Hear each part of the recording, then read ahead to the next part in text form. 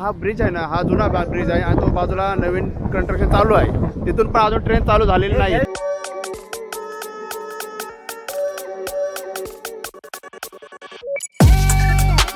Yes, तर राम राम मंडळी. आता डायरेक्ट थेट जाऊ आपण मीनाक्षी मंदिर बघायला. आणि इथं जवळच आहे.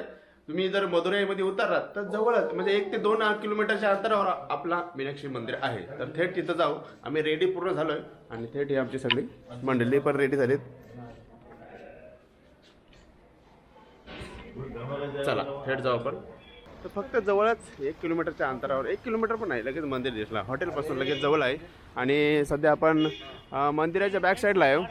चालत चालत आम्ही आलो मंदिरात, त्यामुळे चालतच ह्याचा प्रयत्न करा. हॉटेलला काही ते भरपूर आहेत मंदिराच्या आजूबाजूला साईड. आणि आम्ही इथून लेफ्ट साईडला चाललो आहे, म्हणजे मंदिराच्या समोरच्या बाजूने इंटरव्ह्यू आतमध्ये आपली.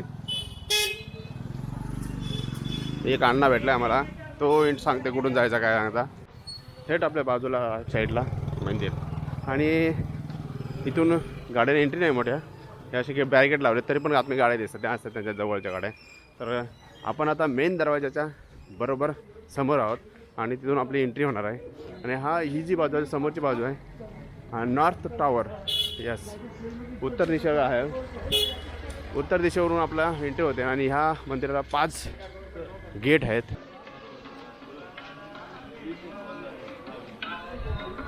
इथून थेट आपल्याला थोडेसे हार वगैरेचे दुकान लागतात. आणि आतमध्ये आपण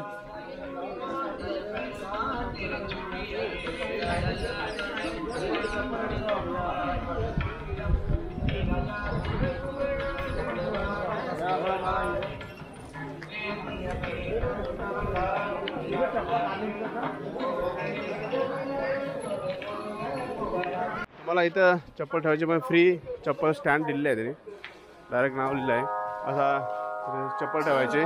आणि इथून डायरेक्ट एंट्री आतमध्ये आहे तुम्हाला.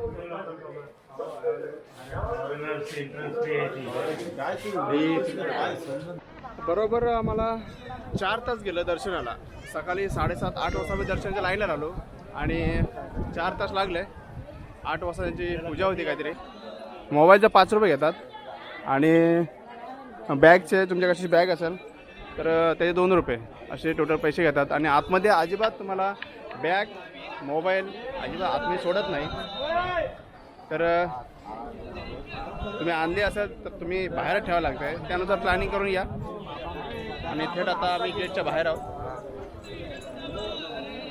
मंदिर आतमध्ये बघण्यासारखं आहे, 1 नंबर आहे. कलाकृती दगडामध्ये केली ना, तुम्ही विचारच करू शकत नाही एवढी भारी कलाकृती केलेली आहे आतमध्ये. एवढा मोठा आतमध्ये मंदिर आहे आणि त्याच्यामध्ये जिथे जाल तिथे कलाकृती आहे. प्रत्येक खांबामध्ये आणि डिझाईन रेखाटलेली आहे. मंदिराच्या आतला परिसर दाखवता येणार नाही कारण का डायरेक्ट ते गेटच्या बाहेरच मोबाईल आणि कॅमेरा अलाउड केला नाही, त्यामुळे सॉरी कारण का आतला दाखवता येणार नाही. पण नक्कीच बघण्यासारखं आहे, नक्कीच या तुम्ही आणि बघा आतमध्ये किती भारी कलाकृती केलेली आहे. दगडामध्ये पूर्णपणे दगडामध्ये केले.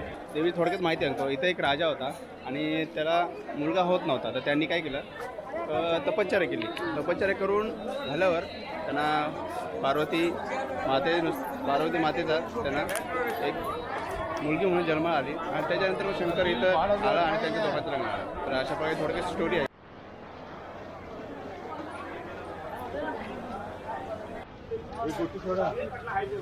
गोटी सोडा. येस, तर अशा प्रकारे गोटी सोडा पण इथं अवेलेबल आहे तुम्हाला. आणि कपडे बॅगा वेगळ्या सगळ्यांचं. बोरा बघा इथे किती मोठा आहे. ती बघा, हे हंदोबाजी बोरा.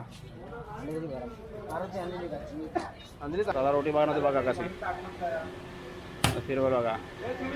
चाल चाल चाल चाल चाल झाले. आपली भाकरी नाही, आपली भाकरी सुटून जाईल अशी. चाल चाल बँडी. अरे बापरे, सर झाला. गुंडाली की त्याची ठेवली. आता ती रोटी तिकडं जाईल असं, ती भाजून निघेल. अशी पद्धत आहे इथं रोटी बनवायची. मैदा इथं ती 1 लेग पीस आला, अर्धा मी घेतला, अर्धा मुन्ना पप्पूने घेतलेला आहे. तर खाता होता. आणि फ्राईड राईस मागवलेला आहे. फ्राईड राईस मागवलेला आहे. तर केलीच्या पानावरही खातोय आम्ही आता बिर्याणी. केलीच्या पानावरी खातोय बिर्याणी. चला जेवायला या. Like share comment. मीनाक्षी देवीचं दर्शन झाल्यानंतर आपण आता निघणार आहोत रामेश्वरम. त्याआधी आम्ही जेवून घेतला.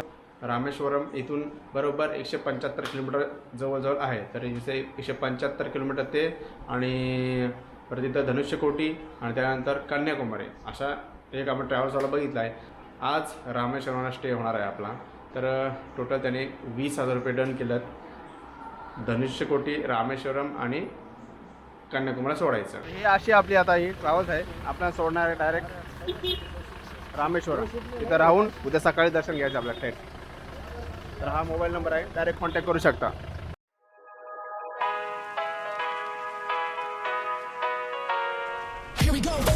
I see the light inside you, brighter than the sky.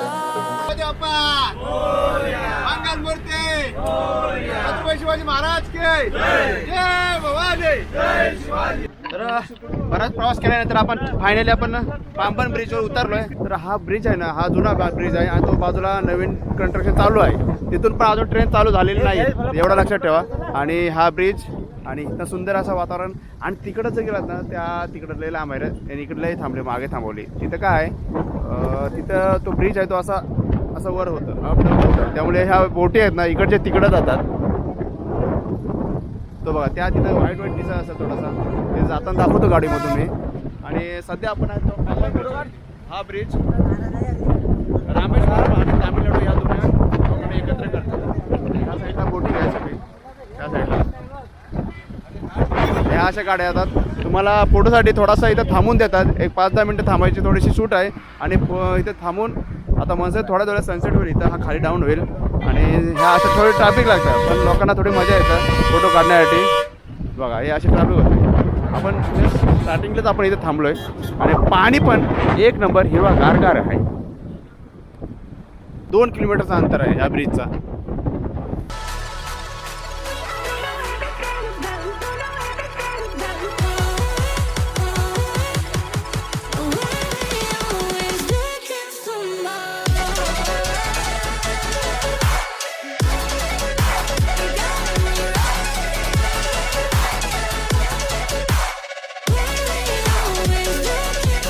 रामेश्वरमध्ये पोहोचल्यावर आम्ही एक रूम घेतली आणि रूम स्वस्तात पडले. रूम पण का काही नाही, फक्त एक चटई आणि आमच्या गोत्या अंगावर आहेत, बस एवढाच आहे. तर या अशा बॅगा घेऊन थेट जातो होता हॉटेलमध्ये. तर हा हॉटेल आहे शक्ती म्हणून, तर शक्ती कॉटेज. यस ओम शक्ती कॉटेज. थेट आमचा 200 रुपये पर पर्सन असायला लागलेला आहे, म्हणजे 24 रुपयात आम्ही काम झालं आहे. बेड काय नाही, तर असं सगळं आहे.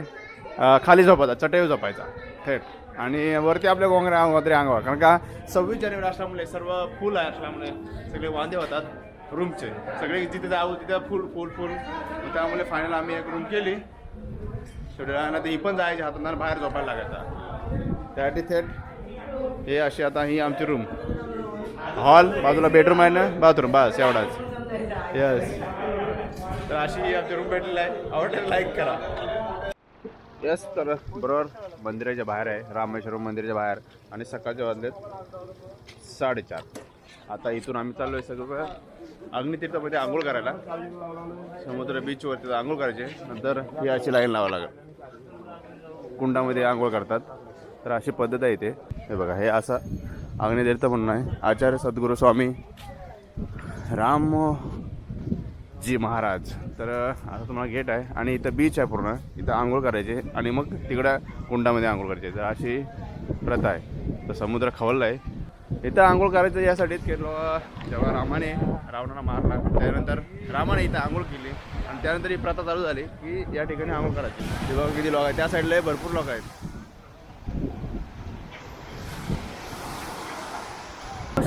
ओम नमः शिवाय, ओम नमः शिवाय, ओम नमः शिवाय, ओम नमः शिवाय, ओम नमः शिवाय, हे ओम नमः शिवाय.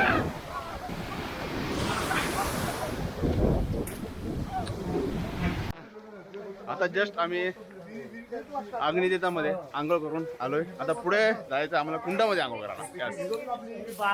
ही जी लाईन दिसत आहे ही सर्व लाईन गेली आहे. 22 कुंड आहेत आतमध्ये आणि त्यांचे ट्रस्टची माणसं आहेत. ती मग काय करतात, प्रत्येकजण त्या कुंडामध्ये एक विहिरी टाईप आहेत आणि अशा 22 आहेत आणि प्रत्येक कुंडाला नाव दिलं आहे त्याने. आणि त्यातून बकेटमधून पाणी घेतात आणि आपल्या अंगावर शिंपडतात.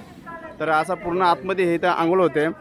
सकाळी आपण 4 वाजता लवकर उठून तिकडे ह्या बाजून इकडे गेलो. अग्नितीर्थ आहे तिथं आंघोळ समुद्रावर केली आपण आणि ती आंघोळ केल्यानंतर असं काही नाही कंपल्सरी त्या साईडला आंघोळ करायलाच पाहिजे म्हणून इकडून येऊ शकता तुम्ही आणि 22 कुंडामध्ये आंघोळ करून नंतर मग तिकडे कपडे चेंज करून आतमध्ये तुम्ही दर्शनात जाऊ शकता.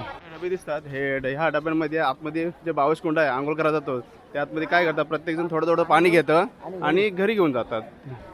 आतमध्ये बॅग घेऊन गेले तर काही प्रॉब्लेम नाही, बॅग बिंदास घेऊन जाऊ शकता. तर आम्ही बॅग घेऊन गेलो.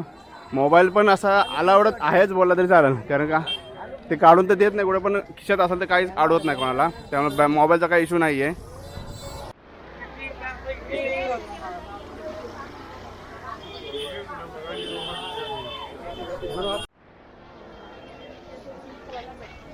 जस्ट आमचा नाश्ता आला, मसाला डोसा घेतला आणि त्याच्यानंतर आता आम्ही इथून बरोबर 25 किलोमीटरच्या अंतरावर आहे धनुष्यकोटी निघायचं आहे. आता जस्ट नाश्ता आला आहे, रूमवर जाऊन चेंज करून थेट निघू धनुष्यकोटीसाठी.